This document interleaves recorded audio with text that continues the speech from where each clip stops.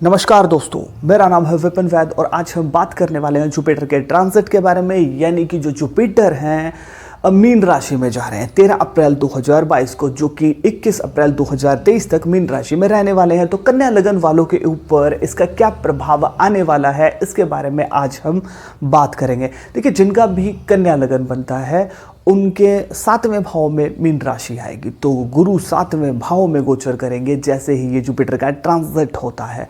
तो देखिए, यहाँ से गुरु सीधा अपना प्रभाव, पहली दृष्टि अगर मैं बात करूं, वैसे तो देखिए गुरु की 3 दृष्टियां हैं। एक तो 11वें भाव के ऊपर जाएगी, तो सबसे पहले हम बात करेंगे लगन के ऊपर गुरु की जो दृष्टि होगी, क्योंकि लगन आप खुद हैं, जिनका भी देखिए कन्या लगन है, तो उनके ऊपर प्रभाव क्या होगा कि ये थोड़े से ना धार्मिक हो सकते हैं। आध्यात्मिक और धार्मिक दृष्टि से बहुत अच्छा समय होने वाला है। और इसके साथ साथ देखिए इनके व्यक्तित्व में निखार आएगा, क्योंकि गुरु एक शुभ ग्रह है ना। जिस भाव को देखते हैं उस भाव में कहीं ना कहीं वृद्धि करते हैं। अब लगन को देखते हैं तो आपका व्यक्तित्व का भी घर है, तो आपके व्यक्तित्व में कहीं ना कहीं निखार आएगा।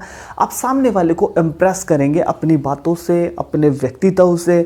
और देखिए, आप गेटअप में रहना शुरू कर देंगे। हो सकता है कि आप अपने व्यक्तित्व में निखार लेकर के आएँ, हो सकता है आप अपने ऊपर काम करें, चाहे आप जिम जाएं, चाहे आप योगा करें, अपने आप को फिट करने की कोशिश करें।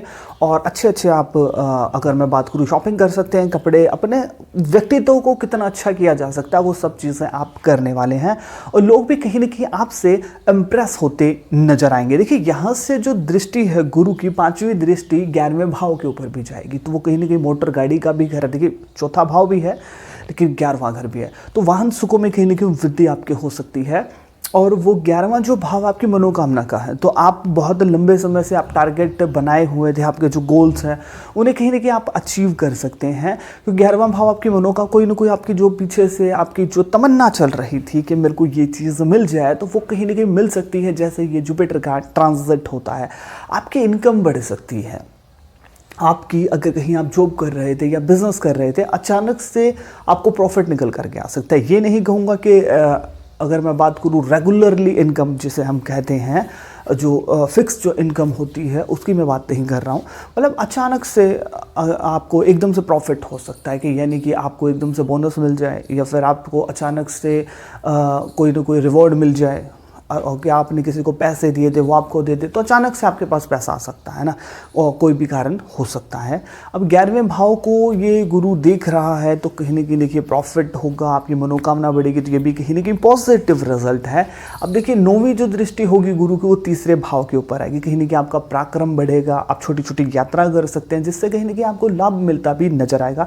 आपके छोटे बहन भाइयों को भी कहीं ना कहीं विशेष फायदा मिलता नजर आएगा, यानी कि वो प्रोग्रेस कहीं ना कहीं करेंगे या फिर आपकी सपोर्ट करते नजर आएंगे, है ना। तो 3rd हाउस से कहीं ना कहीं और पराक्रम आपका बढ़ेगा। आपको मतलब कि कोई न्यूज़ आपको मिल सकती है, गुड न्यूज़। तो 3rd हाउस की बहुत सी चीज़ें, अगर आप देखिए मीडिया में हैं या फिर कोई ऐसा काम करते हैं जहाँ पर आपको बोलना पड़े, डायलॉग डिलीवरी करनी हो, तो उसमें भी कहीं ना कहीं आपको बहुत अच्छे रिजल्ट मिलते नजर आएंगे। अब बात करते हैं, देखिए जो 7वां जो भाव है, मीन राशि तो वहाँ है, लेकिन वो जो घर है वो शुक्र का है, वो आपकी शादीशुदा जिंदगी का है, आपके जीवन साथी का है।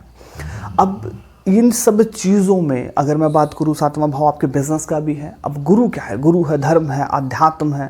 तो यहाँ ये 7वें भाव में इसका जमने वाला है नहीं। दृष्टि की तो हमने बात कर ली कि आपको ये फ़ायदा हो जाएगा। तो अब थोड़ा सा नेगेटिव चीज़ों के ऊपर भी बात कर लेते हैं। ट्रांजिट का है ना, जो जुपिटर का ये ट्रांजिट होगा, तो इसका कुछ नेगेटिव रिजल्ट क्या हो सकता है। अब देखिए, 7वां भाव आपकी पत्नी का है, पति का है, आपके बिजनेस पार्टनर का भी है ना। और गुरु तो गुरु है ना। ये आपका अगर मैं बात करूँ कि ये अध्यात्म को दर्शाते हैं, आपके धर्म को दर्शाते हैं। और 7वां भाव कहीं ना कहीं शुक्र का है, ये कहीं ना कहीं सेक्स को भी कहीं ना कहीं दर्शाता है ना। और भोग विलास, इन सब चीज़ों को भी, शादीशुदा जिंदगी का है, और इन सब चीज़ों को ये दर्शाता है, बिजनेस को भी दर्शाता है। अब देखिए, बिजनेस कोई फैक्ट्री है जहाँ पर बिजनेस होता है, फिर कोई ऑफिस है, वहाँ पर मैं किसी ऐसे व्यक्ति को बिठा दूँ जो धार्मिक बहुत है, जिसे मोह माया से कुछ लेना देना नहीं है, अध्यात्म और इन सब चीज़ों में ही रहता है ना, इन सब चीज़ों में बहुत ज़्यादा इन्वॉल्व है। क्या वो उस फैक्ट्री को चला पाएगा ऐसा व्यक्ति? शायद नहीं चला पाएगा। तो इसलिए जो गुरु 7वें भाव में है, ये आपके बिजनेस में खलबली मचा सकता है, उतार चढ़ाव का आपको सामना कहीं ना कहीं करना पड़ सकता है। अगर आपका देखिए कन्या लगन है, आप अपने काम से सेटिस्फाइड नहीं हो। दूसरी चीज़, आपकी पत्नी के साथ, पति के साथ खटपट के हालात क्रिएट करा सकते हो, क्योंकि 7वां भाव आपके मैं बात करूँ तो पार्टनर का है। और शुक्र का है, और गुरु जब यहाँ पर आएगा तो ऐसा देखने को मिलेगा, चाहे आपका बिजनेस पार्टनर हो, चाहे लाइफ पार्टनर हो, चाहे रिलेशनशिप में कोई पार्टनर हो, आपको राय बहुत देगा गुरु की तरह, जो उससे आप इरिटेट हो सकते हैं कि यार इतनी राय तू ज़्यादा, मतलब क्या ना, बहुत ज़्यादा राय, आपका मार्गदर्शक बनने की कोशिश करेगा जो आपको कतई भी पसंद नहीं आएगा। एक चीज़ और हो सकती है कि आपका पार्टनर आपसे ज़्यादा गेन करे और जो आपको कतई भी पसंद ना आए, है ना, और आपकी जॉब डिस्टर्ब हो सकती है, बिजनेस में भी कहीं ना कहीं उतार चढ़ाव आ सकते हैं। लेकिन मैंने आपको वीडियो में पहले क्या कहा था कि अचानक से फायदा होगा, 11वें को दिख रहा है, लेकिन 7वें भाव को कहीं ना कहीं खराब करता ना जाएगा। और गुरु जिस भाव में बैठते हैं उस भाव को पीड़ित करते हैं, खराब करते हैं, उस भाव का नाश करते नजर आते हैं, लेकिन जहां देखते हैं उसमें वृद्धि करते हैं। तो इसलिए 3rd हाउस है, लगन है, आपका 11th हाउस में कहीं ना कहीं वृद्धि करेंगे, और 7वें भाव को कहीं ना कहीं। और गुरु देखिए, एक चीज़ और मैं बात बताऊँ, बड़े बुजुर्गों को भी दर्शाता है ना, तो हम इसको ऐसे जोड़ करके देख सकते हैं, आपके बड़े बुजुर्ग के मतलब कि ऐसा कोई चीज़ हो, ऐसी सिचुएशन क्रिएट हो, बड़े बुजुर्गों के चक्कर में आपके पार्टनर के साथ, आपके लाइफ पार्टनर के साथ आपके मतभेद हो सकते हैं, फिर बिजनेस पार्टनर के साथ आपके कहा सुनी, ऐसा कुछ हो सकता है।